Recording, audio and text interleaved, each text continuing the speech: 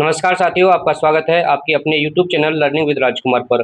आज हम इस वीडियो में यूपी टेट 2026 के लिए बाल विकास एवं शिक्षण विधियों मतलब जो CDP के 500 अति महत्वपूर्ण प्रश्नों का सेकंड वीडियो लेकर आए हैं। और इस सेकंड वीडियो में आज देखने वाले हैं हम प्रश्न संख्या 301 से लेकर 500 प्रश्नों को। और इस वीडियो में यूज की गई PDF प्राप्त करने के लिए आप सभी हमारे टेलीग्राम चैनल लर्निंग विद राजकुमार को ज्वाइन करें। तो बिना किसी देरी के आज का वीडियो शुरू करते हैं। आपके सामने पहला प्रश्न है साथियों, आप पहला प्रश्न देख सकते हैं। बुद्धि शब्द का सर्वप्रथम प्रयोग किसने किया था? ऑप्शन है Alfred Binet, William Stern, Francis Galton, Lewis Terman. तो साथियों इस प्रश्न का जो सही उत्तर क्या है? इस प्रश्न का सही उत्तर है फ्रांसिस गाल्टन।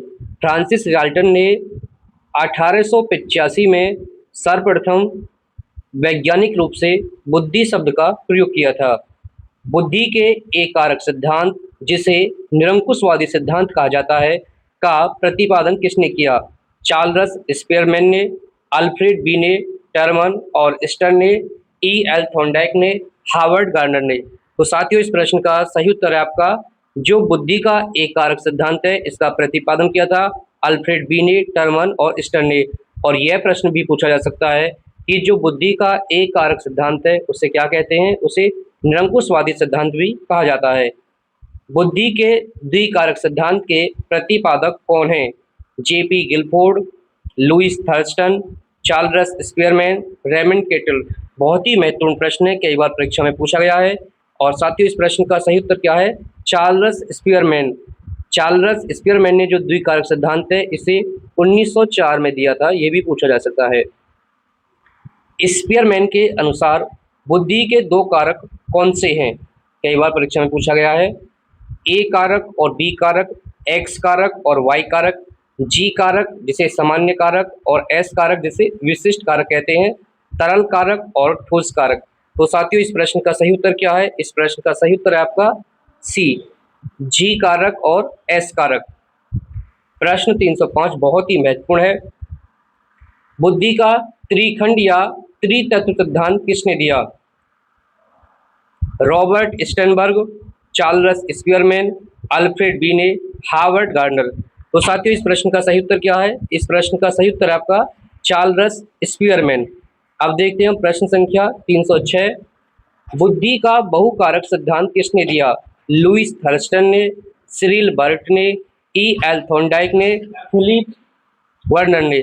तो साथियों इस प्रश्न का सही उत्तर क्या है? इस प्रश्न का सही उत्तर है आपका E.L. थॉर्नडाइक। थॉर्नडाइक के बहुकारक सिद्धांत को अन्य किस नाम से जाना जाता है? बालू का सिद्धांत या परमाणुवादी सिद्धांत, त्रिआयामी सिद्धांत, पदानुक्रमिक सिद्धांत, समूह कारक सिद्धांत। तो साथियों इस प्रश्न का सही उत्तर क्या है आपका? ए, बालू का सिद्धांत या परमाणुवादी सिद्धांत। अब देखते हैं हम प्रश्न 308। बुद्धि का समूह कारक सिद्धांत किसने दिया?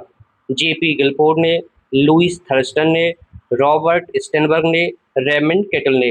काफी महत्वपूर्ण प्रश्न है साथियों, कई बार परीक्षा में पूछा गया है। इस प्रश्न का सही उत्तर क्या है? इसका सही उत्तर है आपका लुईस थर्स्टन। अब देखते हैं हम प्रश्न संख्या 309। थर्स्टन के अनुसार बुद्धि कितनी प्राथमिक मानसिक योग्यताओं का समूह है?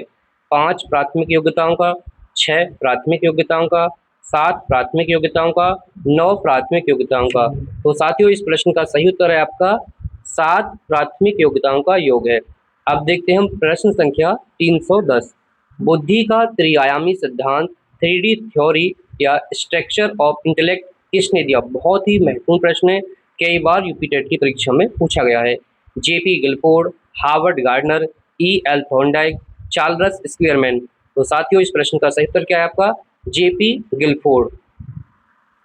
गिलफोर्ड के सिद्धांत के 3 मुख्य आयाम कौन से हैं? सामान्य, विशिष्ट और समूह, संक्रिया, विषय वस्तु और उत्पाद, तरल, ठोस और पदानुक्रमिक, विश्लेषणात्मक, सृजनात्मक और व्यवहारिक। तो साथियों इस प्रश्न का सही उत्तर क्या है? इसका सही उत्तर है आपका संक्रिया, विषय वस्तु और उत्पाद। अब देखते हैं हम प्रश्न संख्या 312। बहुबुद्धि सिद्धांत का प्रतिपादन किसने किया? बहुत महत्वपूर्ण है, कई बार परीक्षा में पूछा है। रॉबर्ट स्टर्नबर्ग ने, अल्फ्रेड बीने ने, हार्वर्ड गार्डनर ने, रेमंड केटल ने। तो साथियों इस प्रश्न का सही उत्तर क्या है? Harvard gardener. प्रश्न संख्या 313, हार्वर्ड गार्डनर ने अपनी पुस्तक फ्रेम्स ऑफ माइंड में मूल रूप से कितने प्रकार की बुद्धि बताई थी? 5 प्रकार की, 7 प्रकार की, 9 प्रकार की, 11 प्रकार की। तो साथियों इसका जो सही उत्तर क्या है? 7 प्रकार की। लेकिन ध्यान रखें, अभी जो बुद्धि है उस बुद्धि को वर्तमान में 9 प्रकार की माना जाता है। आपसे प्रश्न पूछा जा सकता है कि जो हार्वर्ड गार्डनर की प्रसिद्ध पुस्तक है उसका नाम क्या है? Frames of mind. तरल और ठोस बुद्धि का सिद्धांत किसने दिया?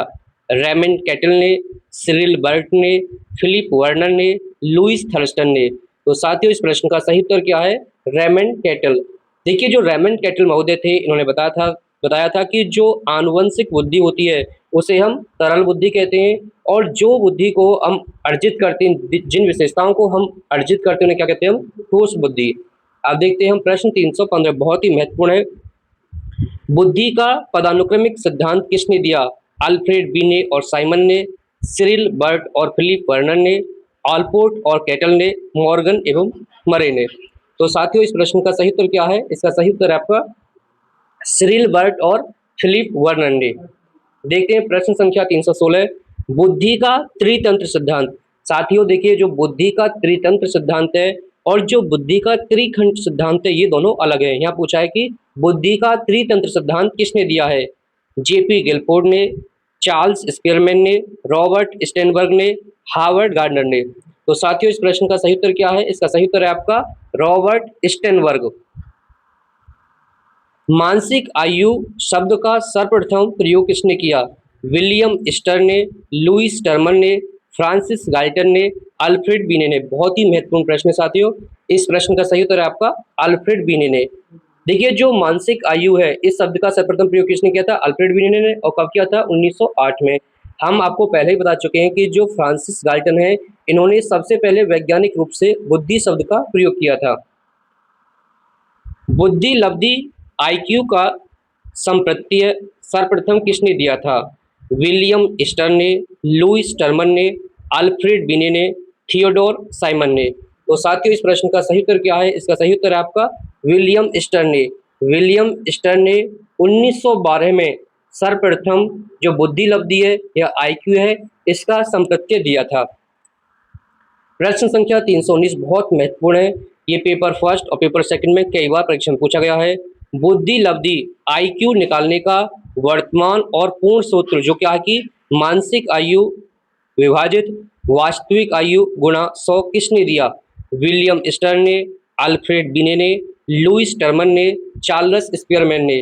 तो साथियों इस प्रश्न का सही उत्तर क्या है? इसका सही उत्तर है आपका लुईस टर्मन ने।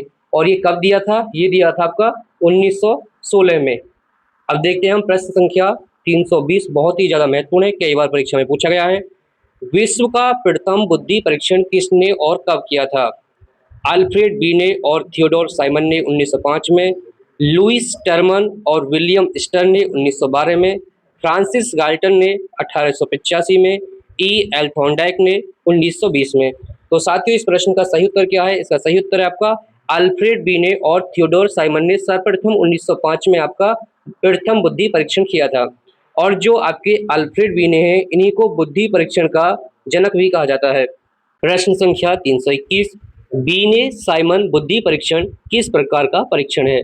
व्यक्तिगत अशाब्दिक परीक्षण, व्यक्तिगत शाब्दिक परीक्षण, सामूहिक शाब्दिक परीक्षण, सामूहिक अशाब्दिक परीक्षण।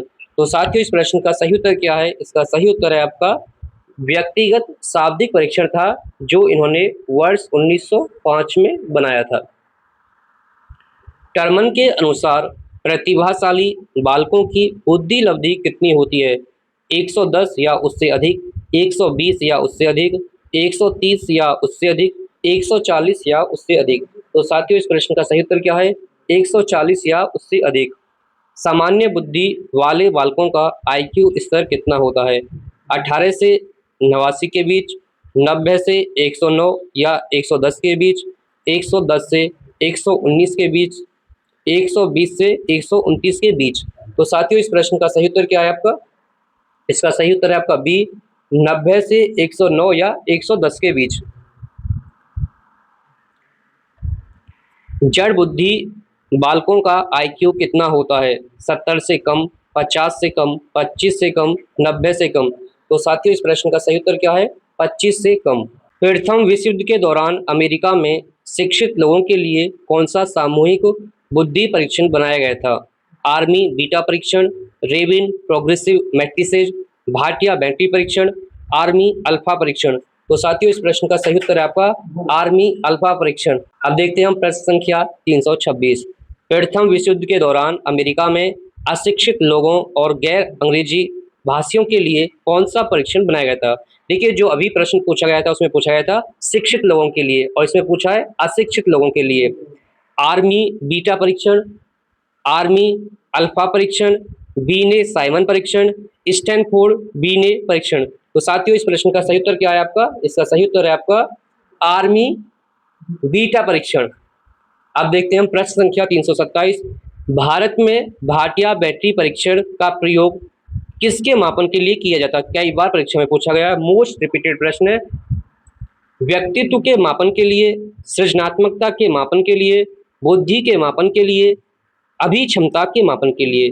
तो साथियों इस प्रश्न का सही उत्तर क्या है? बुद्धि के मापन के लिए।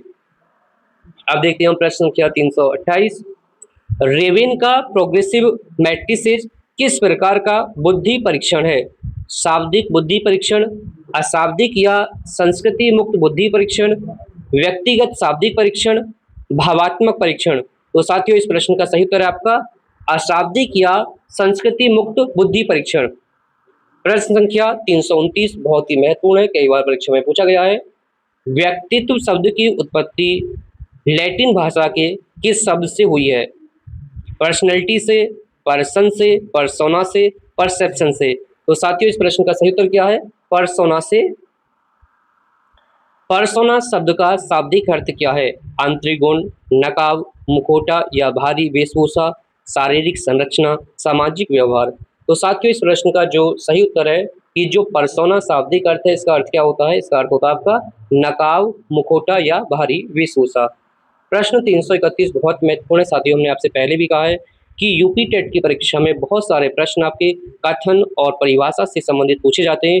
यदि आप सभी कथन और परिभाषाओं को पीडीएफ में प्राप्त करना चाहते हैं तो उसके लिए आप हमारे जो कमेंट बॉक्स है उसमें आप हमें लिखकर बताएं कि आपको सभी परिभाषाओं और स्टेटमेंट की पीडीएफ चाहिए। तो प्रश्न 331 भी आपका ये स्टेटमेंट और परिभाषा से ही संबंधित है। व्यक्तित्व व्यक्ति के भीतर उन मनोशारीरिक गुणों का गत्यात्मक संगठन है जो पर्यावरण के साथ उसके अपूर्व समायोजन को निर्धारित करता है। यह सर्वाधिक मान्य परिभाषा किसकी है? यह परिभाषा किसने दी है आपको बताना है। Watson, Woodworth, G W. Allport, B F. Skinner. तो साथियों इस प्रश्न का जो सही उत्तर है वो क्या है आपका? जी.डब्ल्यू. ऑलपोर्ट महोदय की ये परिभाषा है। शरीर रचना के आधार पर व्यक्तित्व का वर्गीकरण किन मनोवैज्ञानिकों ने किया है? कार्ल युंग और फ्राइड ने, क्रेचमर और सेल्डन ने, ऑलपोर्ट और कैटल ने, एडवर्ड स्प्रेंजर ने। तो साथियों इस प्रश्न का जो सही उत्तर है वो क्या आपका? क्रेचमर और सेल्डन ने। क्रेचमर ने शरीर रचना के आधार पर व्यक्तित्व को किन भागों में बांटा? अंतर्मुखी, बहिर्मुखी और उभयमुखी, सैद्धांतिक, आर्थिक और सामाजिक, पिकनिक, नाटे मोटे, एस्थेनिक, लंबे दुबले और एथलेटिक सुडोल, एंडोमॉर्फिक, मेसोमॉर्फिक और एक्टोमॉर्फिक। तो साथियों ये काफी महत्वपूर्ण प्रश्न है, कई बार परीक्षा में पूछा गया है। इसका सही उत्तर है आपका सी, पिकनिक, एस्थेनिक और एथलेटिक। यह वर्गीकरण किसने किया है? क्रेचमर ने। मनोवैज्ञानिक गुणों मतलब सामाजिकता के आधार पर व्यक्तित्व का वर्गीकरण किसने किया? सिगमंड फ्राइड ने, कार्ल युंग ने, अल्फ्रेड एडलर ने, विलियम जेम्स ने।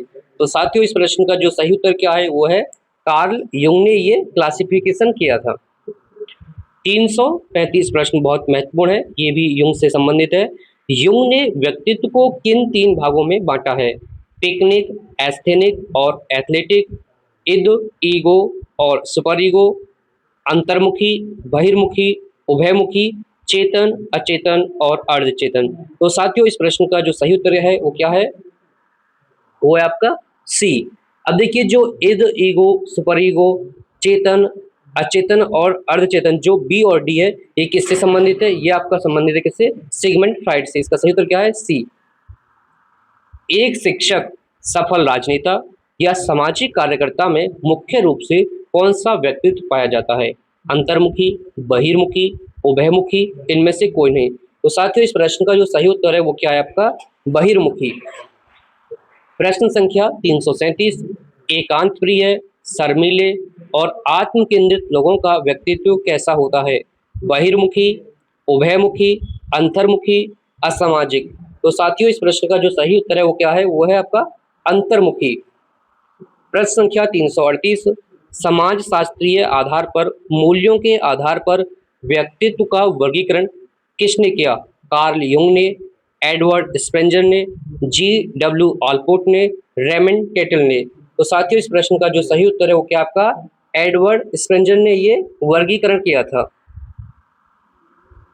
स्पेंजर ने अपनी पुस्तक टाइप्स ऑफ माइंड में व्यक्तित्व के कितने प्रकार बताए हैं? 3 प्रकार, 4 प्रकार, 5 प्रकार, 6 प्रकार। तो साथियों इस प्रश्न का जो सही उत्तर है वो क्या है आपका? ये 6 प्रकार, जैसे कि सैद्धांतिक, आर्थिक, सामाजिक, राजनीतिक, धार्मिक और कलात्मक। यह वर्गीकरण किसका है? स्पेंजर ने। और इनकी जो पुस्तक है ये भी आपसे पूछी जा सकती है, टाइप्स ऑफ मैन।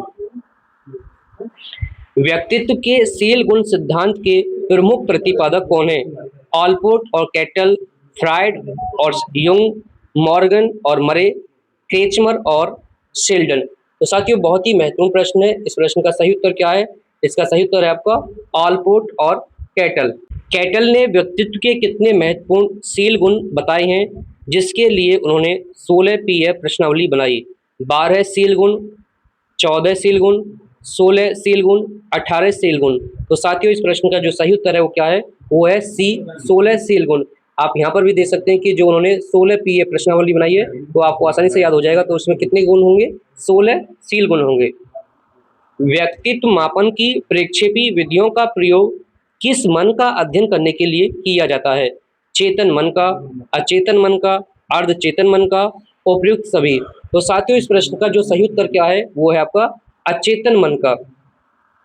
अब देखते हैं हम प्रश्न संख्या 343, प्रासंगिक अंतर्बोध परीक्षण जो टीएटी का निर्माण किसने किया? Hermann Rorschach, Leopold Bellak, Francis Galton, Morgan एवं मरे।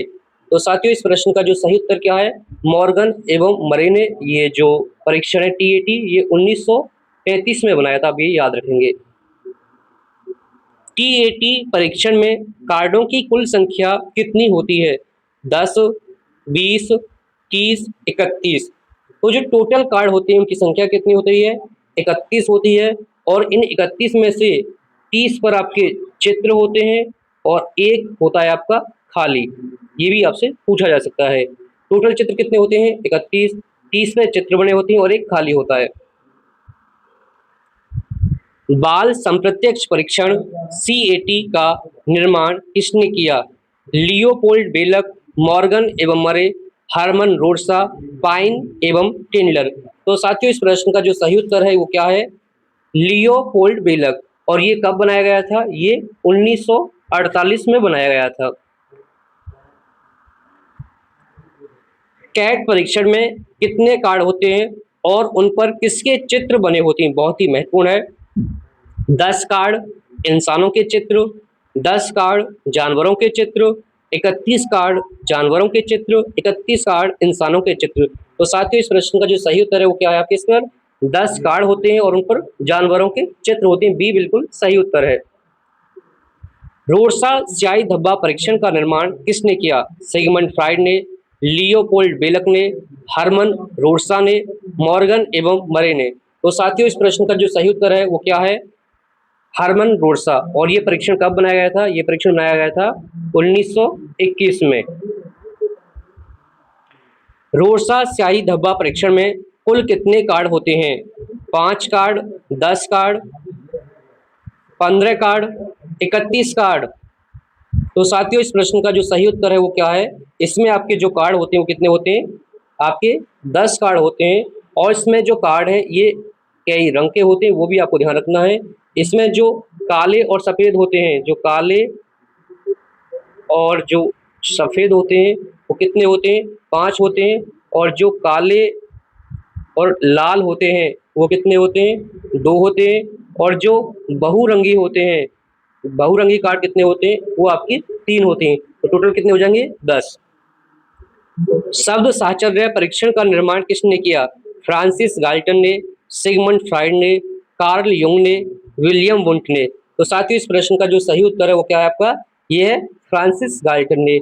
और कब बनाया था ये? 1879 में। और आपको ध्यान रखना है कि फ्रांसिस गाल्टन ने ही 1885 में सर्वप्रथम बुद्धि शब्द का प्रयोग किया था वैज्ञानिक रूप से। वाक्य पूर्ति परीक्षण के प्रतिपादक कौन है? मॉर्गन एवं मरे, पाइन एवं टेंडलर, रोड्सा एवं बेलक, ऑलपोर्ट एवं केटल। तो साथियों इस प्रश्न का जो सही उत्तर है वो क्या है आपका? पाइन एवं टेंडलर। प्रश्न 351, अभिप्रेरणा शब्द की उत्पत्ति लैटिन भाषा के किस शब्द से हुई है? मोटिव, मूवेयर, मोशन, मूव। तो साथियों इस प्रश्न का जो सही उत्तर क्या है वो है मोवेरे या मोटम। देखिए नेक्स्ट प्रश्न, मोवेरे शब्द का शाब्दिक अर्थ क्या है? रुक जाना, सोचना, गति करना, अनुभव करना। तो साथियों इस प्रश्न का सही उत्तर है गति करना। अभिप्रेरणा सीखने का राजमार्ग है, यह प्रसिद्ध कथन किसका है? B.F. Skinner, Sigmund Freud, Jean पियाजे, J.B. वॉटसन। इस प्रश्न का सही उत्तर है B.F. स्किनर। किसी कार्य को आरंभ करने, जारी रखने और नियमित करने की प्रक्रिया ही अभिप्रेरणा है, यह कथन किसका है? R.S. Woodworth, Abraham Maslow, C.B. Good, William McDougall. इस प्रश्न का सही उत्तर है C.B. गुड। अभिप्रेरणा मुख्य रूप से कितने प्रकार की होती है? साथियों ये प्रश्न कई बार परीक्षा में पूछा गया है। 2, 3, 4, 5। इस प्रश्न का सही उत्तर है 2। आंतरिक और बाह्य अभिप्रेरणा के 2 प्रकार हैं। जब कोई छात्र अपनी स्वयं की रुचि और ज्ञान प्राप्ति के आनंद के लिए पढ़ता है तो यह किस प्रकार की अभिप्रेरणा है? बाह्य अभिप्रेरणा, नकारात्मक अभिप्रेरणा, आंतरिक या सकारात्मक अभिप्रेरणा, कृत्रिम अभिप्रेरणा। तो साथियों इस प्रश्न का सही उत्तर क्या है? इसका सही उत्तर है आंतरिक या सकारात्मक अभिप्रेरणा। जब कोई छात्र पुरस्कार पाने या दंड से बचने के लिए पढ़ता है तो ये कैसी अभिप्रेरणा है? काफी महत्वपूर्ण प्रश्न है, कई बार परीक्षा में पूछा गया है। स्वाभाविक अभिप्रेरणा, आंतरिक अभिप्रेरणा, बाह्य या नकारात्मक अभिप्रेरणा, सकारात्मक अभिप्रेरणा। तो इस प्रश्न का सही उत्तर क्या है? बाह्य या नकारात्मक अभिप्रेरणा। थॉमसन के अनुसार अभिप्रेरणा के 2 प्रकार कौन से हैं? जन्मजात और अर्जित, स्वाभाविक और कृत्रिम, जैविक और सामाजिक, सकारात्मक और नकारात्मक। तो इस प्रश्न का सही उत्तर है जन्मजात और अर्जित। देखिए जो जन्मजात है वो क्या है? आंतरिक, और जो अर्जित है वो कैसी है? बाह्य अभिप्रेरणा है। अभिप्रेरणा के आवश्यकता पदानुक्रम सिद्धांत के प्रतिपादक कौन है? Clark, L Hull, David McClelland, Frederick Herzberg, Abraham Maslow. काफी महत्वपूर्ण प्रश्न है, कई बार परीक्षा में पूछा गया है। इसका सही उत्तर है आपका अब्राहम मैस्लो। मैस्लो ने मानव की आवश्यकताओं को कितने स्तरों में बांटा है? 3 स्तरों में, 4 स्तरों में, 5 स्तरों में, 6 स्तरों में। इसका सही उत्तर क्या है? इसका सही उत्तर है आपका 5 स्तरों में। मैस्लो के पदानुक्रम में सबसे निचले स्तर की पहली आवश्यकता कौन सी है? सुरक्षा की आवश्यकता, शारीरिक या दैहिक आवश्यकता, सम्मान की आवश्यकता, आत्मसिद्धि। तो साथियों इस प्रश्न का सही उत्तर है शारीरिक या दैहिक आवश्यकता। मैस्लो के पदानुक्रम में सर्वोच्च स्तर की 5वीं आवश्यकता कौन सी है? आत्मसिद्धि या आत्मबोध, प्रेम और अपनत्व, सुरक्षा, शारीरिक आवश्यकताएं। तो साथियों इस प्रश्न का सही उत्तर है आत्मसिद्धि या आत्मबोध। अभिप्रेरणा चक्र के 3 प्रमुख घटक कौन से हैं? बहुत ही महत्वपूर्ण प्रश्न है साथियों, कई बार परीक्षा में पूछा गया है कि जो अभिप्रेरणा चक्र है इसके 3 प्रमुख घटक कौन से हैं? ज्ञान, भाव, क्रिया, संवेग, मूल प्रवृत्ति और आदत, आवश्यकता, अंतर्नोद, चालक और प्रोत्साहन या लक्ष्य, जन्म, विकास और परिपक्वता। तो साथियों इस प्रश्न का सही उत्तर है आपका सी, आवश्यकता, अंतर्नोद जिसे चालक और प्रोत्साहन जिसे लक्ष्य कहते हैं। तो इसका सही उत्तर क्या है आपका सी, इसका बिल्कुल सही उत्तर है। शरीर में किसी चीज की कमी या अति किस बात को जन्म देती है? लक्ष्य को, आवश्यकता को, संवेग को, अंतर्नोद को। तो साथियों इस प्रश्न का सही उत्तर क्या है? इसका सही उत्तर है आपका आवश्यकता को जन्म देती है जब शरीर में किसी चीज की कमी या अति होती है। आवश्यकता के कारण उत्पन्न होने वाले मनोवैज्ञानिक तनाव को क्या कहते हैं? प्रोत्साहन, अभिप्रेरणा, अंतर्नोद या चालक, संवेग। तो साथियों इस प्रश्न का सही उत्तर क्या है? अंतर्नोद या चालक ड्राइव। प्यास, अंतर्नोद लगने पर पानी अभिप्रेरणा के किस घटक का कार्य करता है? आवश्यकता का, चालक का, संवेग का, प्रोत्साहन या लक्ष्य का। तो साथियों इस प्रश्न का सही उत्तर है डी, प्रोत्साहन या लक्ष्य का। उपलब्धि अभिप्रेरणा सिद्धांत किसने दिया? अब्राहम मैस्लो ने, डेविड मैक्लीलैंड ने, विक्टर ब्रूम, सी एल हल। तो साथियों इस प्रश्न का सही उत्तर है आपका डेविड मैक्लीलैंड। मूल प्रवृत्ति का सिद्धांत किसने दिया? William James, R S Woodward, William McDougall, Sigmund Freud. साथियों बहुत ही महत्वपूर्ण प्रश्न है, कई बार परीक्षा में पूछा गया है। इसका सही उत्तर क्या है आपका? William McDougall. विलियम मैकडूगल की एक बहुत ही प्रसिद्ध बुक है, उस बुक का आप नाम हमें कमेंट बॉक्स में बताएंगे कि जो विलियम मैकडूगल की बुक का क्या नाम है। मैकडूगल ने मानव व्यवहार को संचालित करने वाली कितनी मूल प्रवृत्तियां बताई हैं? 10, 12, 14, 16। तो साथियों इस प्रश्न का सही उत्तर क्या है? 14 इसका सही उत्तर है। मैकडूगल के अनुसार प्रत्येक मूल प्रवृत्ति के साथ अनिवार्य रूप से क्या जुड़ा होता है? एक आदत, एक संवेग, एक विचार, एक स्मृति। तो साथियों इस प्रश्न का सही उत्तर है एक संवेग। पलायन मूल प्रवृत्ति से कौन सा संवेग जुड़ा है? क्रोध, आश्चर्य, भय, घृणा। तो साथियों इस प्रश्न का सही उत्तर क्या है? भय। जो आपकी पलायन मूल प्रवृत्ति है इससे कौन सा संवेग जुड़ा हुआ है? भय। युयुत्सा मतलब युद्ध करने की इच्छा नामक मूल प्रवृत्ति से कौन सा संवेग जुड़ा है? क्रोध, घृणा, करुणा, कामुकता। तो साथियों इस प्रश्न का सही उत्तर क्या है? इसका सही उत्तर है आपका क्रोध, एंगर। संवेग शब्द लैटिन भाषा के किस शब्द से बना है? इमोवेयर, इमोशना, मोटम, इमूव। बहुत ही महत्वपूर्ण प्रश्न है साथियों। इस प्रश्न का सही उत्तर क्या आपका? इमोवरे शब्द से बना है। आपका क्या? इमोशन। और इमोशन को हिंदी में क्या कहते हैं? संवेग। इमोवरे का शाब्दिक अर्थ क्या है? शांत होना, उत्तेजित होना या उथल पुथल मचना, विचार करना, भाग जाना। तो साथियों इस प्रश्न का सही उत्तर क्या है? जो इमोरे जो कि लैटिन भाषा का शब्द है, इसका अर्थ होता है उत्तेजित होना या उथल पुथल मचना। संवेग व्यक्ति की उत्तेजित दशा है, यह कथन किसका है? R S Woodward, Ross, Valentine, McDougall. साथियों ये परिभाषा यूपी टेट के पेपर में, फर्स्ट पेपर में और सेकंड पेपर में कई बार पूछी गई है कि संवेग व्यक्ति की उत्तेजित दशा है, ये किसने कहा है? तो साथियों इस प्रश्न का सही उत्तर है आपका आर एस वुडवर्ड। नवजात शिशु में जन्म के समय कौन सा संवेग पाया जाता है? ब्रिजेश महोदय के अनुसार क्रोध, भय, प्रेम, केवल उत्तेजना। तो साथियों इस प्रश्न का सही उत्तर है केवल उत्तेजना। ये ध्यान रखेंगे कि जो ब्रिजेश महोदय हैं उनके अनुसार एक नवजात शिशु में जन्म के समय केवल कौन सी उत्तेजना पाई जाती है, मतलब कौन सा संवेग पाया जाता है? केवल उत्तेजना। जेबी वॉटसन के अनुसार नवजात शिशु में मुख्य रूप से कौन से 3 संवेग पाए जाते हैं?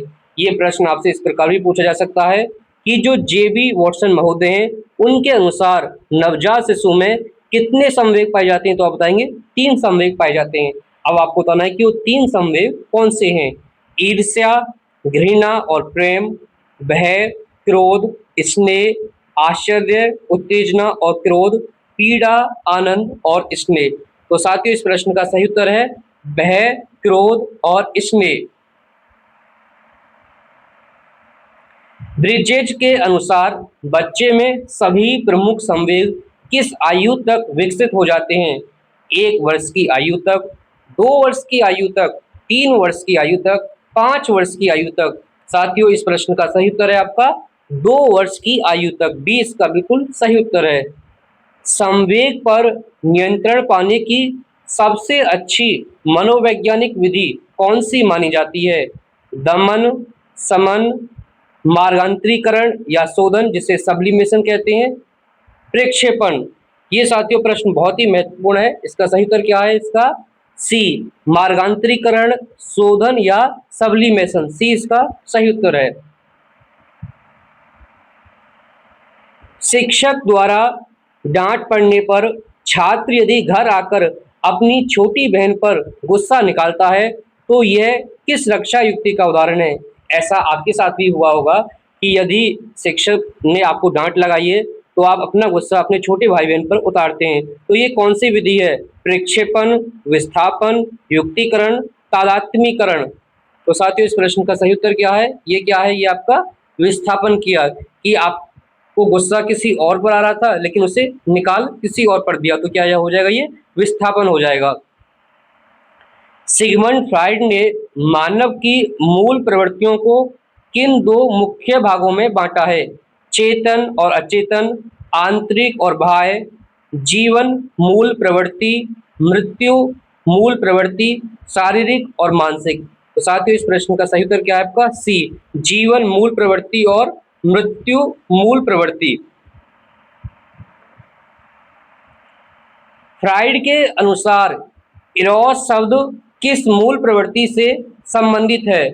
मृत्यु मूल प्रवृत्ति से, जीवन मूल प्रवृत्ति से, अचेतन मन से, परम अहम से। देखिए जो इरोस शब्द है ये किससे संबंधित है? जीवन मूल प्रवृत्ति से। बी इसका बिल्कुल सही उत्तर है। फ्राइड के अनुसार थीनाटोस शब्द किस मूल प्रवृत्ति से संबंधित है?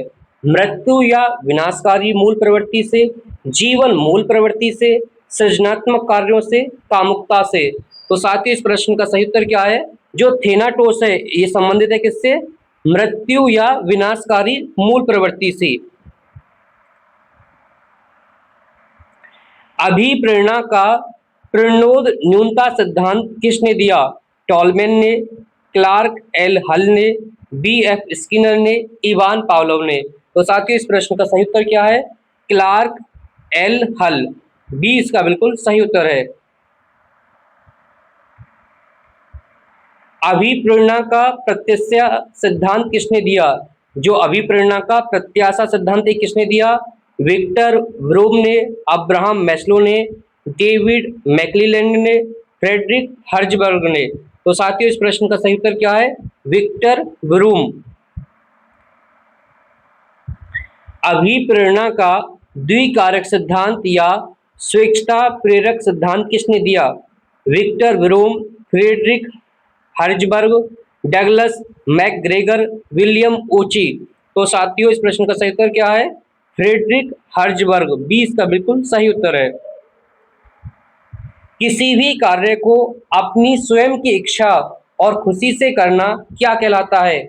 बाह्य अभिप्रेरणा, नकारात्मक अभिप्रेरणा, आंतरिक अभिप्रेरणा, कृत्रिम अभिप्रेरणा। तो साथियों इस प्रश्न का सही उत्तर क्या है? इसका सही उत्तर है आंतरिक अभिप्रेरणा। सी बिल्कुल इसका सही उत्तर है। बाह्य पुरस्कारों जैसे मेडल, ग्रेड या पैसा से मिलने वाली अभिप्रेरणा की प्रकृति कैसी होती है? स्थायी, अस्थायी, जन्मजात, जीवन पर्यंत चलने वाली। अब देखिए जो भी हमें अभिप्रेरणा बाहर से मिलती है, मेडल से मिलती है, किसी की शाबाशी से मिलती है, ग्रेड से मिलती है, पैसा से मिलती है, वो कैसी होती है? वो अस्थायी होती है, टेम्पोररी होती है। संवेगात्मक विकास को प्रभावित करने वाला सबसे प्रमुख कारक कौन सा है? केवल आनुवंशिकता, शारीरिक स्वास्थ्य और वातावरण, केवल विद्यालय, केवल मित्र मंडली। तो साथियों इस प्रश्न का सही उत्तर क्या है? शारीरिक स्वास्थ्य और वातावरण। किशोरावस्था में बालकों के संवेगों की प्रकृति कैसी होती है? किशोरावस्था में जो बालक के संवेग होते हैं उनका नेचर कैसा होता है? अत्यंत शांत और स्थिर, धीमी और स्थायी, अत्यंत तीव्र और अस्थिर, पूरी तरह से नियंत्रित। तो साथियों इस प्रश्न का सही उत्तर क्या है? इसका सही उत्तर है सी, अत्यंत तीव्र और अस्थिर। संवेगात्मक बुद्धि के संप्रत्यय को दुनिया भर में लोकप्रिय बनाने का श्रेय किसे जाता है? जॉन मेयर, पीटर सालोवे, अल्फ्रेड बीने, डेनियल गोलमैन। साथियों बहुत ही महत्वपूर्ण प्रश्न है, इसका सही उत्तर क्या है? Daniel Goleman. क्या? डेनियल गोलमैन इसका सही उत्तर है। संवेगात्मक बुद्धि लब्धि से अधिक महत्वपूर्ण क्यों? यह प्रसिद्ध पुस्तक किसने लिखी है? Howard Gardner, Daniel Goleman, Jean प्याजे, रॉबर्ट स्टेनबर्ग। तो साथियों इस प्रश्न का सही उत्तर है डेनियल गोलमैन। अभिप्रेरणा का प्रोत्साहन सिद्धांत किसने दिया? बोल्स और कॉफमैन, हल और स्पेंस, वॉटसन और रेनर, कोलर और कोपका। तो साथियों इस प्रश्न का सही उत्तर है बोल्स और कॉफमैन ने अभिप्रेरणा का प्रोत्साहन सिद्धांत दिया। ये कई बार पूछा गया, इसका सही उत्तर क्या है? बोल्स और कॉफमैन। विद्यालय में विद्यार्थियों को अभिप्रेरित करने का सबसे उचित तरीका क्या है? मतलब विद्यालय में स्टूडेंट्स को मोटिवेटेड करने का सबसे अच्छा तरीका क्या है?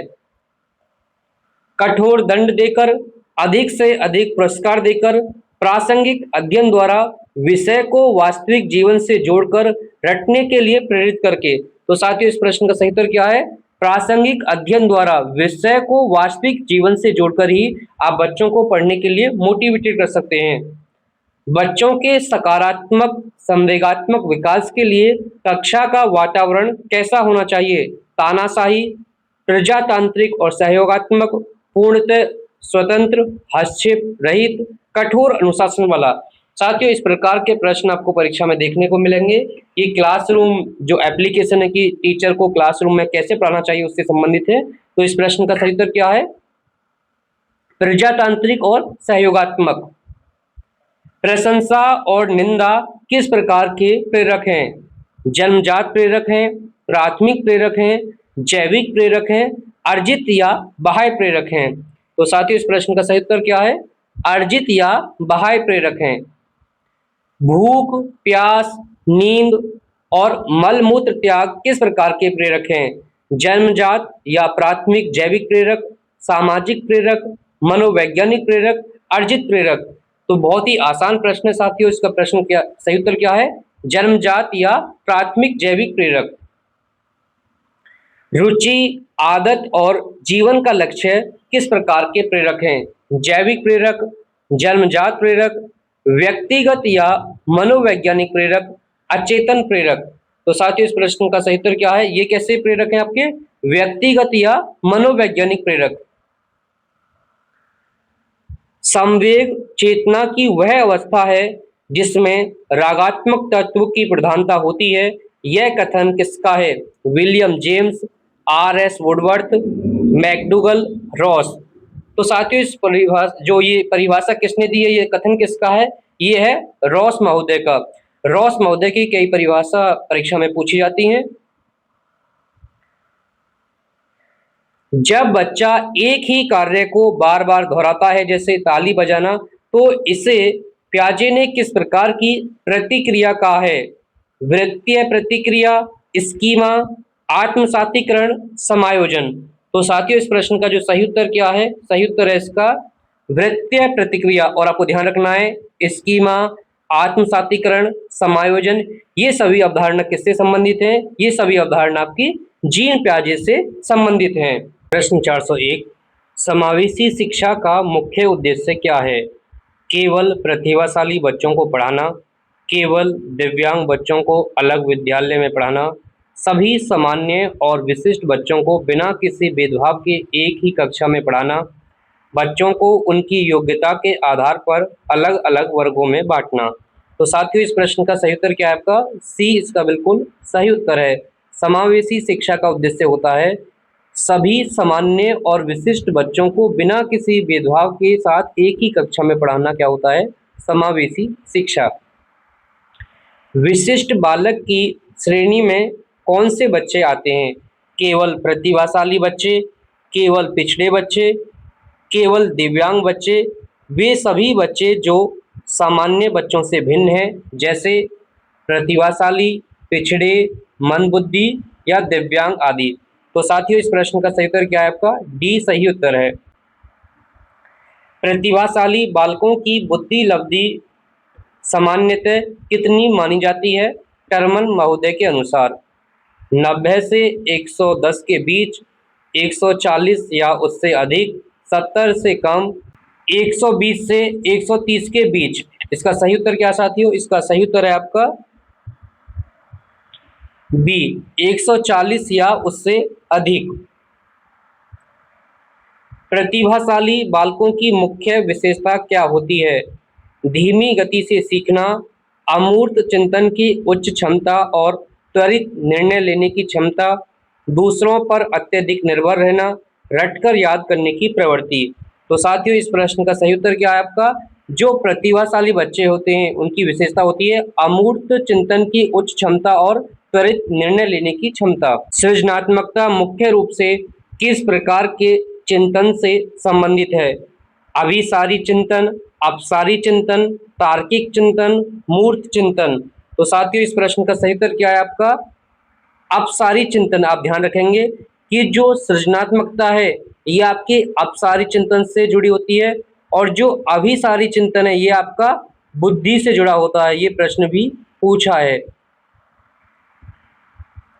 अपसारी चिंतन का संप्रत्यय किसने दिया? जीन पियाजे, Lev Vygotsky, JP Guilford, BF Skinner. तो साथियों, इस प्रश्न का सही उत्तर क्या है आपका? JP Guilford.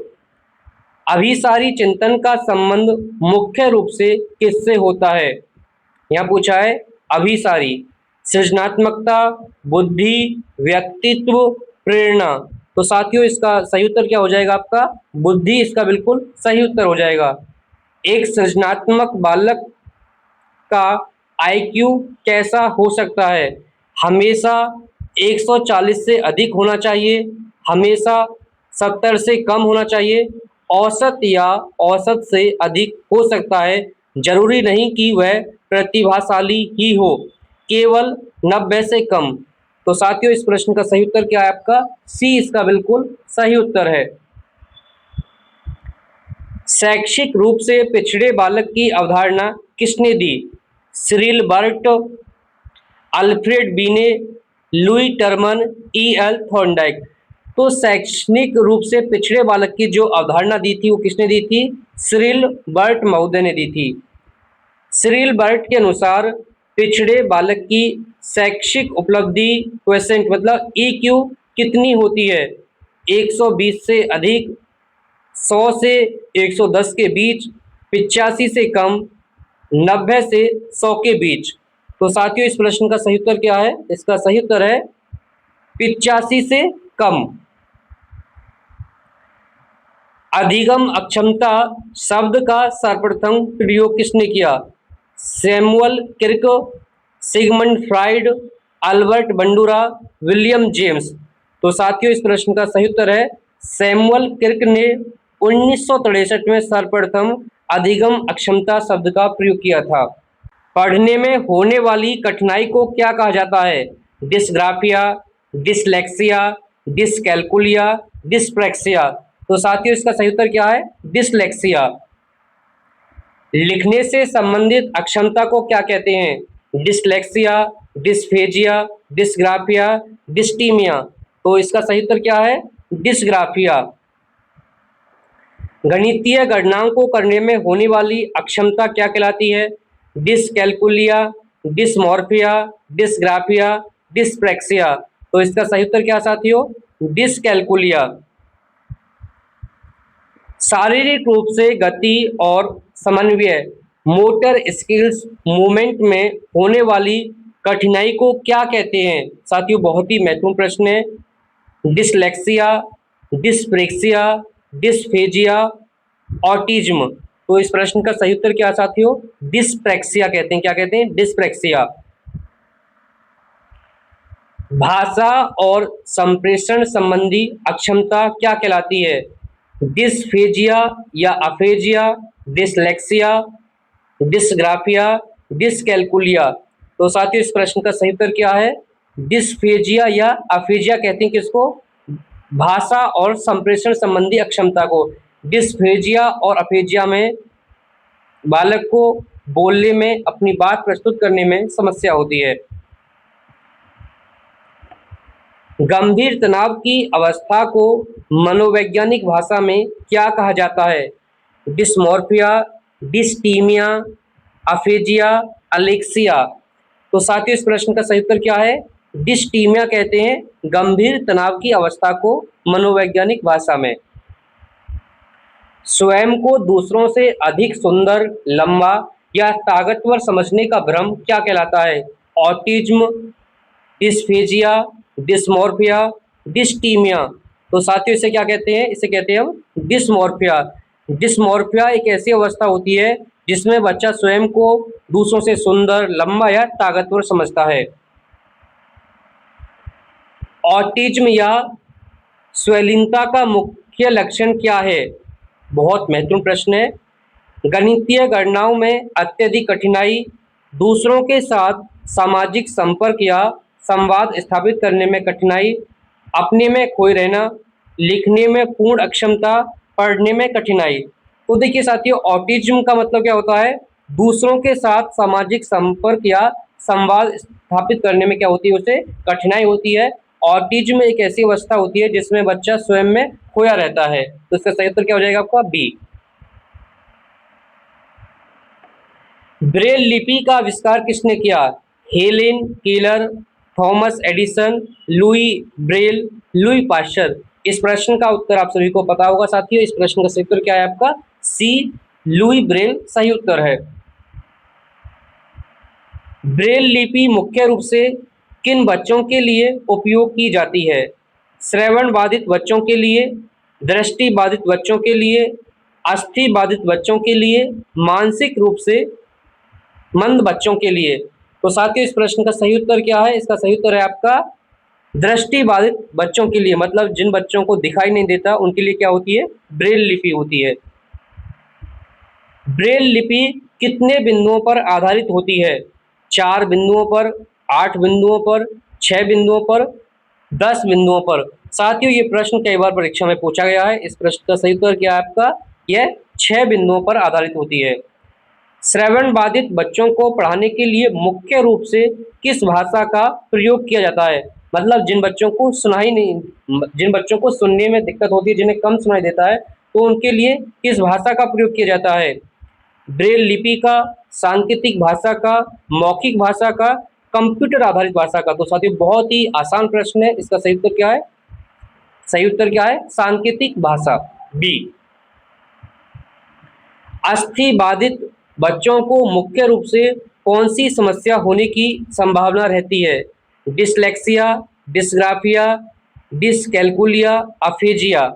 तो साथियों इस प्रश्न का सही उत्तर क्या है? डिस्ग्राफिया, क्योंकि उन्हें हाथ या उंगलियों की समस्या के कारण लिखने में कठिनाई होती है। जो अस्थि बाधित होते हैं उन्हें कौन सी अधिगम अक्षमता ज्यादा होने की संभावना होती है? डिस्ग्राफिया। आवाज देने पर प्रतिक्रिया न देना किस प्रकार की अक्षमता का संकेत हो सकता है? देखिए यदि आपने किसी विद्यार्थी को आवाज दी और उसने कोई प्रतिक्रिया नहीं दी तो ये किस प्रकार की अक्षमता का संकेत हो सकता है?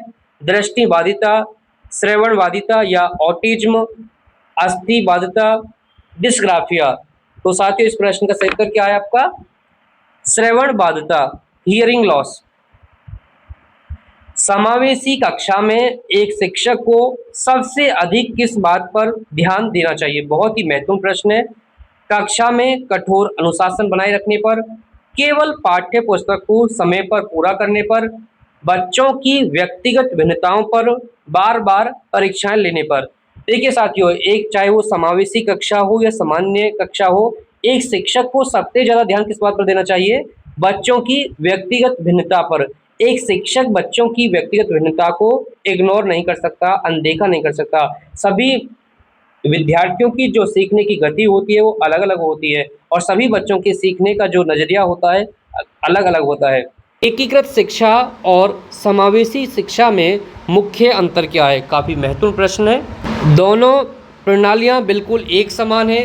समावेशी शिक्षा में बच्चे को स्कूल के अनुकूलन होना पड़ता है, जबकि एकीकृत में स्कूल बदलता है। समावेशी शिक्षा में स्कूल का वातावरण बच्चे के अनुसार बदलता है, जबकि एकीकृत शिक्षा में बच्चे को स्कूल के वातावरण में ढलना पड़ता है। एकीकृत शिक्षा केवल दिव्यांगों के लिए होती है। साथियों, बहुत ही महत्वपूर्ण प्रश्न है। इसका सही उत्तर क्या है? इसका सही उत्तर है आपका सी। क्या है? सी। वंचित वर्ग के बच्चों को शिक्षा की मुख्य धारा से जोड़ने के लिए क्या सबसे अधिक आवश्यक है? उनके लिए विशेष स्कूल खोलना, समावेशी शिक्षा का प्रावधान, उन्हें शिक्षा से पूरी तरह दूर रखना, केवल व्यावसायिक प्रशिक्षण देना। बहुत ही महत्वपूर्ण प्रश्न है साथियों। इसका सही उत्तर क्या है? बी इसका सही उत्तर है। उनके लिए समावेशी शिक्षा का प्रावधान करना चाहिए। निःशुल्क एवं अनिवार्य बाल शिक्षा का अधिकार अधिनियम RTE एक्ट संसद में कब पारित हुआ? 2005 में, 2008 में, 2009 में, 2010 में। इस प्रश्न का सही उत्तर क्या साथियों? 2009 में। RTE एक्ट 2009 पूरे भारत में जम्मू कश्मीर को छोड़कर कब लागू हुआ? 1 अप्रैल 2009, 1 अप्रैल 2010, 1 जुलाई 2010, 1 जनवरी 2010। इस प्रश्न का सही उत्तर क्या साथियों? ये कब लागू हुआ था? 1 अप्रैल 2010 को। RTE एक्ट 2009 के अनुसार कक्षा 1 से 5 प्राथमिक स्तर के बच्चों के लिए स्कूल उनके घर से कितनी दूरी पर होना चाहिए? 1 किलोमीटर की परिधि में, 2 किलोमीटर की परिधि में, 3 किलोमीटर की परिधि में, 5 किलोमीटर की परिधि में। तो साथियों, इस प्रश्न का सही उत्तर क्या है? इसका सही उत्तर है 1 किलोमीटर की परिधि में एक प्राथमिक स्कूल होना चाहिए। RTE एक्ट 2009 के अनुसार कक्षा 6 से 8 उच्च प्राथमिक स्तर के लिए स्कूल की दूरी कितनी होनी चाहिए? 1 किलोमीटर की परिधि में, 2 किलोमीटर की परिधि में, 3 किलोमीटर की परिधि में, 4 किलोमीटर की परिधि में। तो साथियों, इस प्रश्न का सही उत्तर क्या होगा आपका? 3 किलोमीटर की परिधि में। सी सही उत्तर है। RTE एक्ट 2009 के तहत प्राथमिक स्तर पर शिक्षक छात्र अनुपात कितना निर्धारित है? मतलब शिक्षक छात्र रेशियो कितना होगा? 1:35, 1:40, 1:30, 1:25। बहुत ही महत्वपूर्ण प्रश्न है साथियों। इस प्रश्न का सही उत्तर क्या है? 1:30, मतलब 30 छात्रों पर एक शिक्षक होना चाहिए। उच्च प्राथमिक स्तर कक्षा 6 से 8 पर शिक्षक छात्र अनुपात कितना निर्धारित है? 1:30, 1:35, 1:40, 1:45। तो साथियों, इस प्रश्न का सही उत्तर क्या है? इसका सही उत्तर है आपका 1:35। RTE एक्ट 2009 के अनुसार निजी स्कूलों में गरीब और कमज़ोर वर्ग के बच्चों के लिए कितनी प्रतिशत सीटें आरक्षित की गई हैं? बहुत ही महत्वपूर्ण प्रश्न है साथियों। इस प्रश्न का सही उत्तर क्या है? इसका सही उत्तर है आपका 25%। राष्ट्रीय पाठ्यचर्या की रूपरेखा NCF 2005 का मुख्य उद्देश्य क्या है? तकनीकी शिक्षा को अनिवार्य करना, शिक्षा बिना बोझ के हो, कठोर अनुशासन लागू करना, रटंत विद्या को बढ़ावा देना। तो साथियों, इस प्रश्न का सही उत्तर क्या है? इसका सही उत्तर है कि जो शिक्षा है वो बिना बोझ के होनी चाहिए, लर्निंग विदाउट बर्नर। NCF 2005 के अनुसार एक शिक्षक की भूमिका कैसी होनी चाहिए? तानाशाह के रूप में, केवल एक ज्ञान प्रदाता के रूप में, एक सुविधादाता या मार्गदर्शक के रूप में, एक नियंत्रक के रूप में। बहुत ही महत्वपूर्ण प्रश्न है साथियों, और इस प्रकार के प्रश्न यूपी टेट की परीक्षा में अधिकांश देखने को मिलते हैं। तो इस प्रश्न का सही उत्तर क्या है? इसका सही उत्तर है आपका सी, एक सुविधादाता या मार्गदर्शक के रूप में। भारतीय संविधान के किस अनुच्छेद में 6 से 14 वर्ष के बच्चों के लिए निःशुल्क और अनिवार्य शिक्षा का मौलिक अधिकार है? अनुच्छेद 21, अनुच्छेद 21A, अनुच्छेद 45, अनुच्छेद 51। तो साथियों इस प्रश्न का सही उत्तर क्या है? इसका सही उत्तर है आपका अनुच्छेद 21A। और प्रश्न पूछा जा सकता है कि जो अनुच्छेद 21 है ये किस संशोधन के द्वारा जोड़ा गया? ये 86वें संशोधन के द्वारा वर्ष 2002 में जोड़ा गया। दिव्यांग बच्चों के लिए मुफ्त और अनिवार्य शिक्षा की आयु सीमा क्या तय की गई है? काफ़ी महत्वपूर्ण प्रश्न है साथियों। 6 से 14 वर्ष, 6 से 18 वर्ष, 3 से 18 वर्ष, 6 से 16 वर्ष। तो इस प्रश्न का सही उत्तर क्या है? 6 से 18 वर्ष। समेकित शिक्षा का क्या अर्थ है? केवल सामान्य बच्चों को एक साथ पढ़ाना, सामान्य और विशिष्ट बच्चों को एक साथ एक ही छत के नीचे पढ़ाना, विशिष्ट बच्चों को अलग स्कूलों में भेजना, ऑनलाइन शिक्षा प्रदान करना। साथियों काफ़ी महत्वपूर्ण प्रश्न है और आसान प्रश्न भी है। इस प्रश्न का सही उत्तर है आपका, देखिए समेकित शिक्षा का मतलब होता है सामान्य और विशिष्ट बच्चों को एक साथ एक छत के नीचे पढ़ाना। समस्यात्मक बालक किसे कहते हैं? जो पढ़ाई में बहुत तेज होते हैं, जो शारीरिक रूप से अक्षम होते हैं, जिनका व्यवहार सामान्य से अलग होता है और जो कक्षा के अनुशासन में बाधा उत्पन्न करते हैं, जो हमेशा शिक्षकों की आज्ञा मानते हैं। तो साथियों इस प्रश्न का सही उत्तर क्या है? इसका सही उत्तर है सी, समस्यात्मक बालक उन्हें कहते हैं जिनका व्यवहार सामान्य से अलग होता है और जो कक्षा के अनुशासन में बाधा उत्पन्न करते हैं। और इस प्रकार के बालक आपको हर क्लास में देखने को मिल जाएंगे साथियों। चोरी करना, झूठ बोलना या कक्षा से भाग जाना किस प्रकार के बालक के लक्षण हैं? प्रतिभाशाली बालक, बाल अपराधी, सृजनात्मक बालक, मंदबुद्धि बालक। तो इस प्रश्न का आप उत्तर आसानी से बता सकते हैं साथियों, ये कौन सा होगा? बाल अपराधी। बाल अपराधियों के व्यवहार को सुधारने के लिए मुख्य रूप से किस विधि का प्रयोग किया जाता है? कठोर दंड देना, विद्यालय से निष्कासन, मनोविश्लेषण विधि या उपचारात्मक शिक्षण, रटंत्र विद्या। ऐसे प्रश्नों का उत्तर आप सामान्य से सही करोगे। इसका सही उत्तर क्या है? इसका सही उत्तर है आपका मनोविश्लेषण विधि या उपचारात्मक शिक्षण द्वारा। प्रतिभाशाली बच्चों के लिए सबसे उपयुक्त शिक्षण विधि कौन सी मानी जाती है? व्याख्यान विधि, रटंत्र विद्या या रटंत्र विधि, प्रोजेक्ट विधि या अन्वेषण खोज विधि, पुस्तक पठन विधि। तो इस प्रश्न का सही उत्तर है आपका प्रोजेक्ट विधि या अन्वेषण विधि खोज विधि। मंदबुद्धि बालकों को पढ़ाने के लिए सबसे उपयुक्त विधि कौन सी है? काफ़ी महत्वपूर्ण प्रश्न है। अन्वेषण खोज विधि, अमूर्त चिंतन आधारित विधि, मूर्त वस्तुओं का प्रदर्शन करके और बार बार अभ्यास करवाकर, तीव्र गति से व्याख्यान देकर। देखिए जो मंदबुद्धि बालक हैं उनके लिए जो सबसे अच्छी विधि होगी शिक्षण की पढ़ाने की वो कौन सी होगी? मूर्त वस्तुओं को प्रदर्शन करके और उन्हें बार बार अभ्यास करवाकर। वह बच्चा जो अपनी आयु के स्तर के सामान्य बच्चों की तुलना में शैक्षिक रूप से पीछे रह जाता है क्या कहलाता है? पिछड़ा बालक, बाल अपराधी, ऑटिस्टिक बालक, प्रतिभाशाली बालक। तो इसका सही उत्तर क्या है आपका? पिछड़ा बालक। RCI का मुख्य कार्य क्या है? विश्वविद्यालयों को मान्यता देना, प्राथमिक स्कूलों का संचालन करवाना, दिव्यांगजनों की शिक्षा और पुनर्वास के लिए नियम और कार्यक्रम बनाना, अध्यापकों का वेतन तय करना। तो साथियों जो RCI है इसका काम क्या होता है? जो दिव्यांगजनों की शिक्षा और पुनर्वास के लिए नियम और कार्यक्रम बनाना। सी क्या है सही उत्तर। हकलाना और तुतलाना किस प्रकार का विकार है? श्रवण विकार, वाक विकार, दृष्टि विकार, अस्थि विकार। बहुत ही आसान प्रश्न है साथियों, इसका सही उत्तर क्या हो जाएगा? वाक विकार। ADHD का पूर्ण रूप क्या है? इस प्रकार के भी प्रश्न आपको देखने को मिल जाएंगे साथियों। इसका जो सही उत्तर होगा वो क्या है आपका? Attention deficient hyperactivity disorder. B क्या है इसका सही उत्तर है। ADHD से ग्रसित बच्चे की मुख्य समस्या क्या होती है?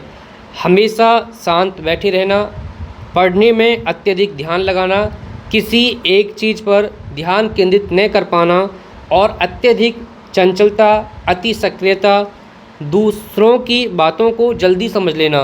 तो साथियों इस प्रश्न का सही उत्तर क्या है? इसका सही उत्तर है आपका किसी एक चीज़ पर ध्यान केंद्रित न कर पाना और अत्यधिक चंचलता, अति शीघ्रता विशेषता होती है जो ADHD से ग्रसित बच्चे होते हैं।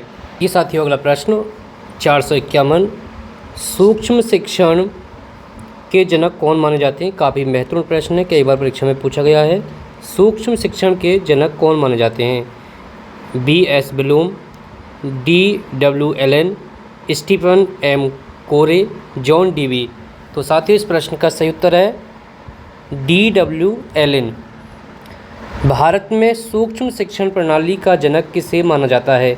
D.D. Tiwari, B.K. Pasi, doctor Radhakrishnan, Yashpal.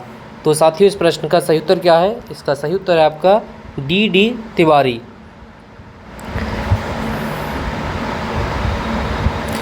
भारतीय प्रतिमान के अनुसार सूक्ष्म शिक्षण चक्र की कुल अवधि कितनी होती है?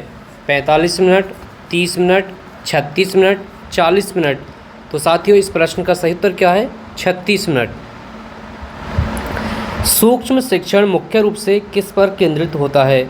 पाठ्यक्रम पूरा करने पर, छात्रों के मूल्यांकन पर, कक्षा अनुशासन पर, शिक्षक प्रशिक्षुओं में शिक्षण कौशलों के विकास पर।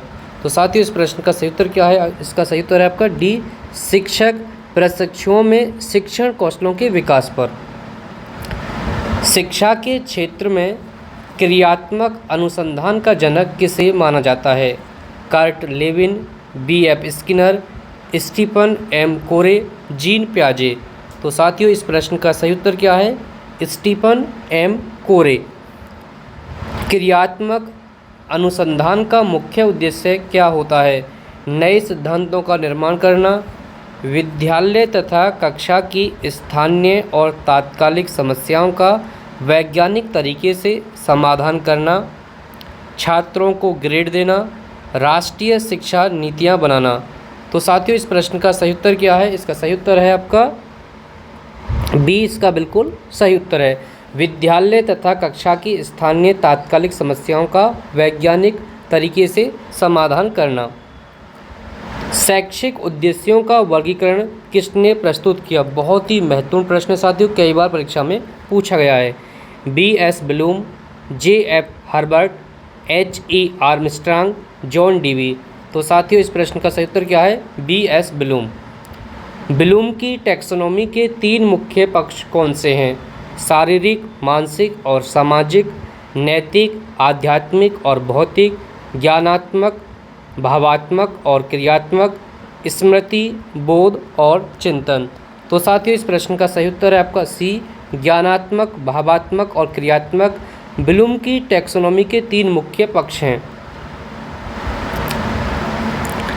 ब्लूम के ज्ञानात्मक पक्ष का सर्वोच्च स्तर क्या है? विश्लेषण, ज्ञान, संश्लेषण, मूल्यांकन। तो साथियों इस प्रश्न का सही उत्तर क्या है? मूल्यांकन। आगमन विधि के जनक कौन है? प्लेटो, अरस्तु, सुकरात, रूसो। तो साथियों इस प्रश्न का सही उत्तर है आपका अरस्तु। आगमन विधि में शिक्षण का सूत्र क्या होता है?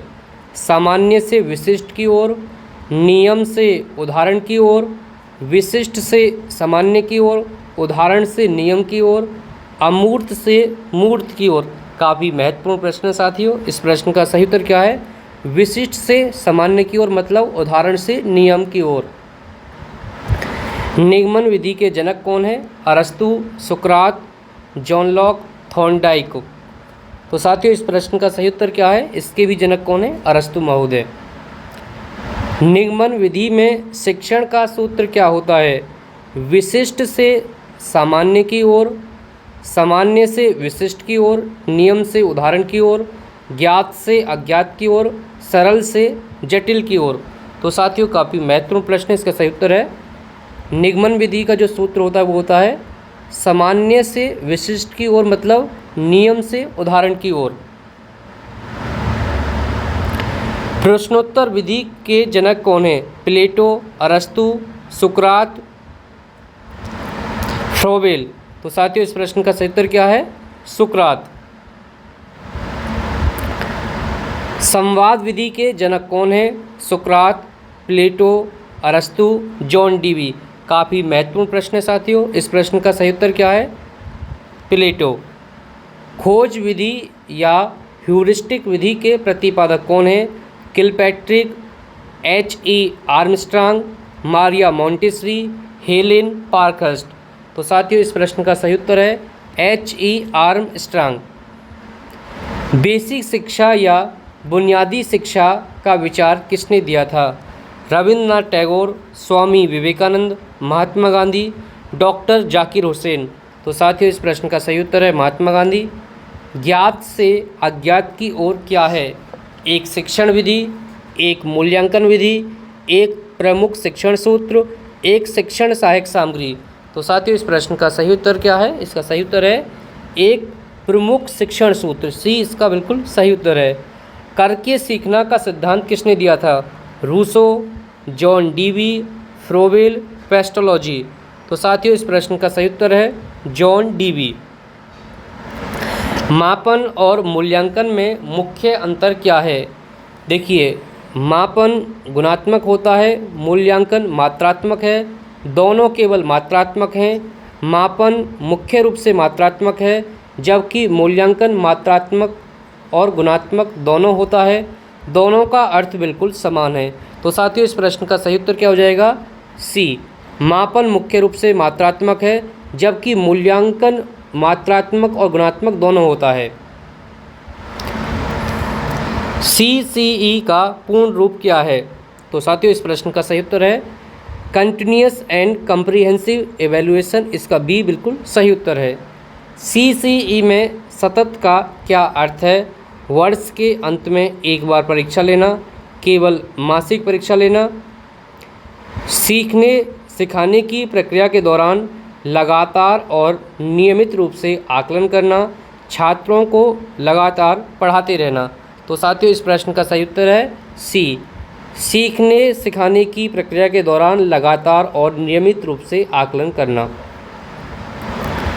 CCE में व्यापक कम्प्रीहेंसिव का क्या अर्थ है? केवल शैक्षिक विषयों का मूल्यांकन, बच्चे के शैक्षिक और सह-शैक्षिक खेल व्यवहार आदि दोनों पक्षों का मूल्यांकन, विस्तृत पाठ्यक्रम लागू करना, सभी छात्रों को एक साथ मूल्यांकन करना। तो साथियों इसका सही उत्तर होता है बी। बच्चे के शैक्षिक और सह-शैक्षिक खेल व्यवहार आदि दोनों का पक्षों का एक साथ मूल्यांकन क्या है? कम्प्रीहेंसिव। निदानात्मक परीक्षण का मुख्य उद्देश्य क्या है? छात्रों को अंक या ग्रेड देना, अगली कक्षा में प्रमोट करना, छात्रों की सीखने संबंधी कठिनाइयों और कमियों का सटीक पता लगाना, छात्रवृत्ति के लिए चयन करना। तो साथियों इस प्रश्न का सही उत्तर है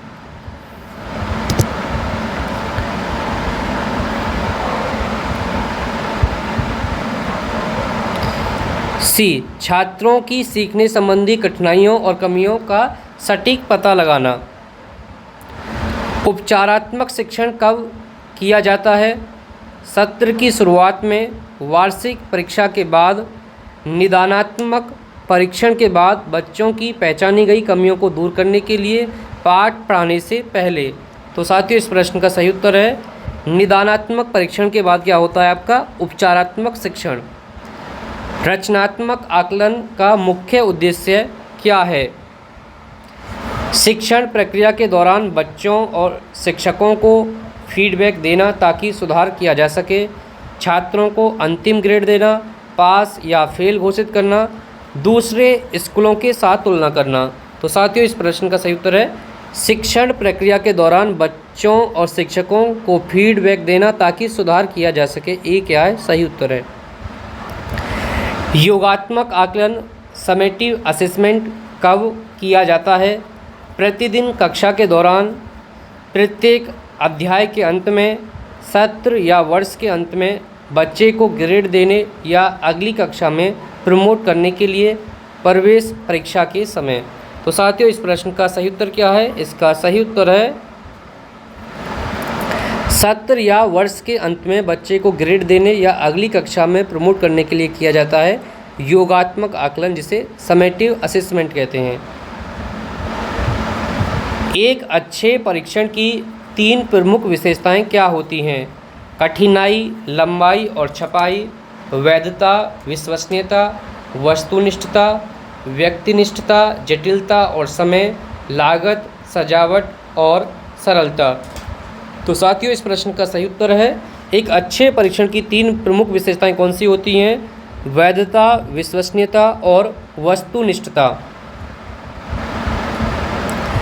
कोई परीक्षण जिस विशेष उद्देश्य को मापने के लिए बनाया गया है, यदि वह उसी की माप करता है तो इसे क्या कहते हैं?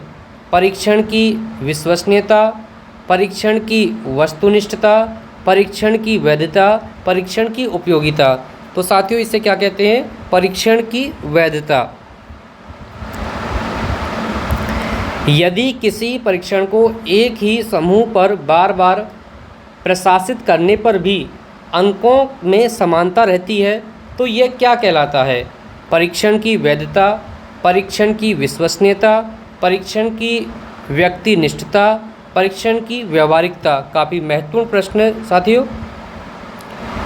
इसे कहते हैं हम परीक्षण की विश्वसनीयता।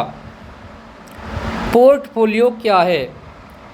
शिक्षक की उपस्थिति पंजिका, विद्यालय की वित्तीय रिपोर्ट, एक निश्चित अवधि में विद्यार्थी द्वारा किए गए विभिन्न कार्यों का व्यवस्थित संग्रह, छात्रों की स्वास्थ्य रिपोर्ट। साथियों इस प्रश्न का सही उत्तर क्या है? इसका सही उत्तर है सी, एक निश्चित अवधि में विद्यार्थी द्वारा किए गए विभिन्न कार्यों का जो व्यवस्थित संग्रह है उसे क्या कहते हैं? उसे पोर्टफोलियो कहते हैं।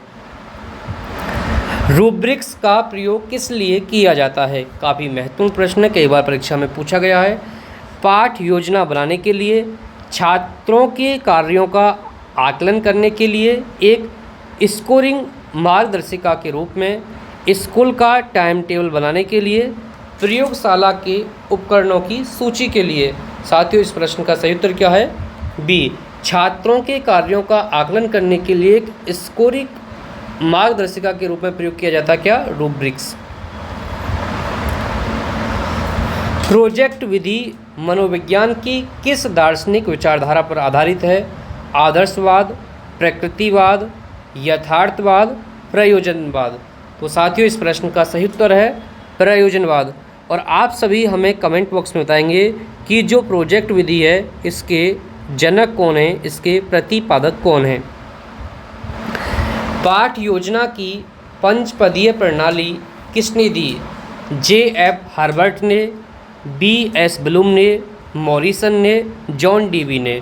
तो साथियों इस प्रश्न का सही उत्तर है J.F. हार्वर्ट ने पाठ योजना की पंचपदीय प्रणाली दी थी।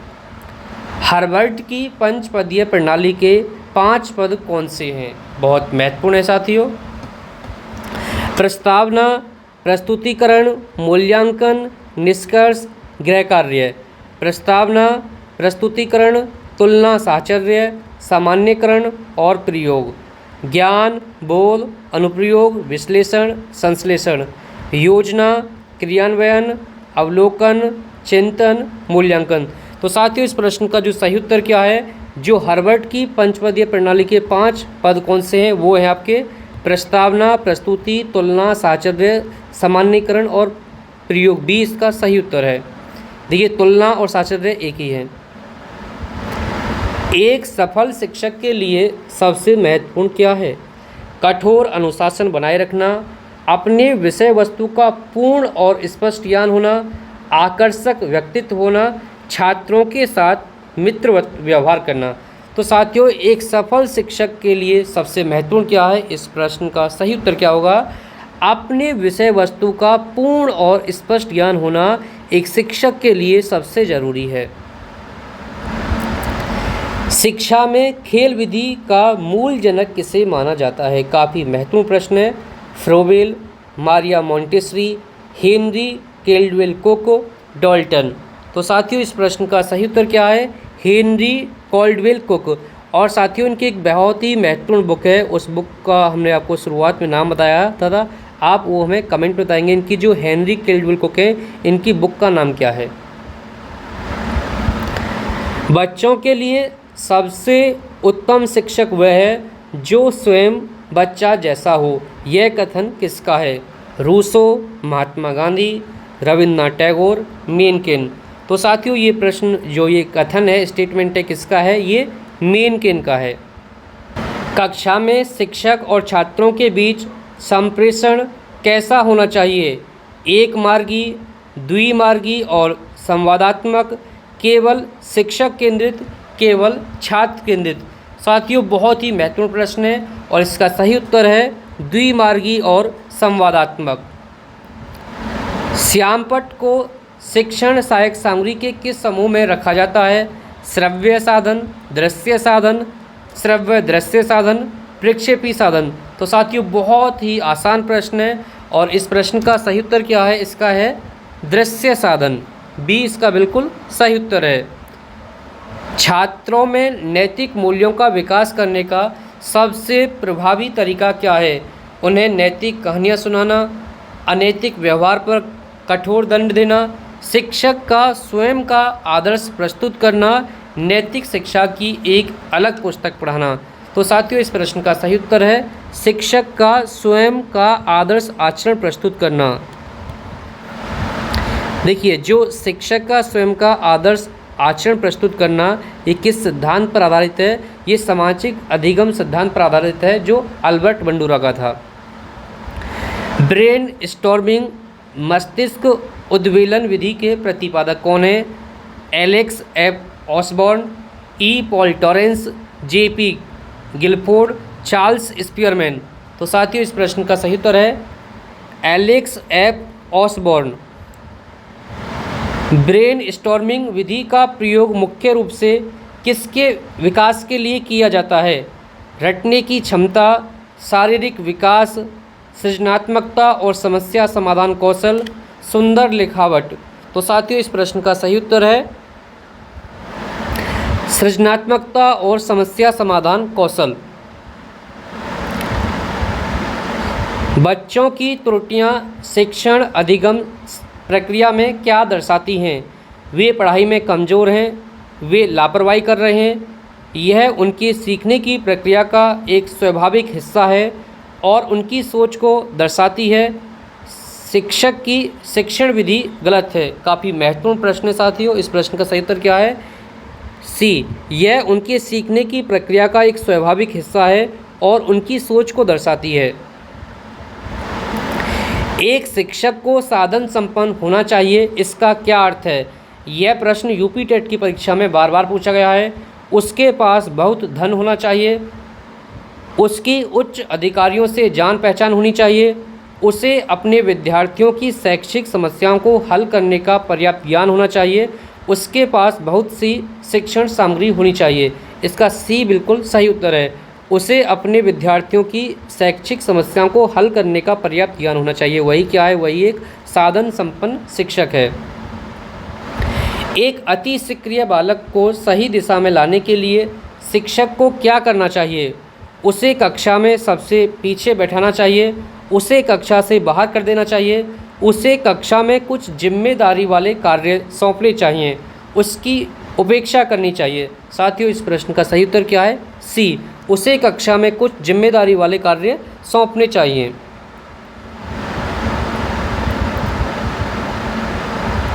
शिक्षा का मुख्य उद्देश्य क्या होना चाहिए? परीक्षा में अच्छे अंक लाना, अच्छी नौकरी प्राप्त करना, बालक का सर्वांगीण विकास करना और व्यवहारिक जीवन के लिए तैयार करना, केवल साक्षर बनाना। तो साथियों, इस प्रश्न का सही उत्तर क्या है? बालक का सर्वांगीण विकास करना और व्यवहारिक जीवन के लिए तैयार करना ही क्या है, शिक्षा का वास्तविक उद्देश्य है। सीखने की प्रक्रिया में शिक्षक की भूमिका कैसी होनी चाहिए। साथियों, ये प्रश्न भी यूपी टेट की परीक्षा में बार बार पूछा गया है।